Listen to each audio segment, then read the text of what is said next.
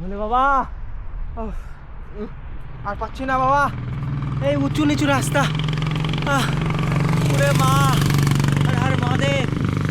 বন্ধু, বাংলার ছেলে বিশ্বজিৎ, নদিয়ার ছেলে, সাইকেল নিয়ে সম্পূর্ণ ভারত ভ্রমণ করতে করতে এখন 8 নম্বর জ্যোতির্লিঙ্গ কেদারনাথ জ্যোতির্লিঙ্গ বাবাকে দর্শন করতে যাচ্ছি।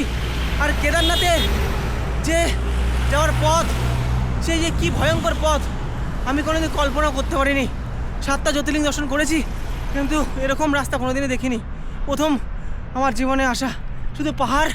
আর এই দেখো, এই রাস্তা দিয়ে হেঁটে হেঁটে তুলছি সাইকেল। এই যে আমার সাইকেল, আর এত গরম, এত রোদ, মানে আর পারছি না, বুকের ভেতরে ফেটে যাচ্ছে, ধাপ ধাপ ধাপ ধাপ করছে। কিন্তু তারপরেও যাবো। আর এই দেখো কৈলাসও রেস্ট করছে। আমরা আর পারছি না বন্ধুরা, শুধু পাহাড়।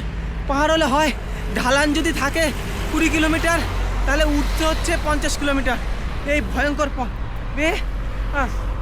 বাবার ধাম পৌঁছাচ্ছি। তা বন্ধুরা, তোমরা ঘরে বসে কি এই বাংলার ছেলেকে একটু সাপোর্ট করতে পারবো না বন্ধুরা? তা বন্ধুরা একটু সাপোর্ট করো, আর প্রেম থেকে হর হর মহাদেব লিখো বন্ধুরা।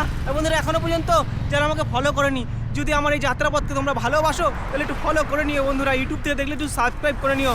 তা বন্ধুরা, আমি আশা করি তোমরা এই ভিডিওটা শেয়ার করে, যারা ফলো করেনি তাহলে একটু ফলো করে নেবা।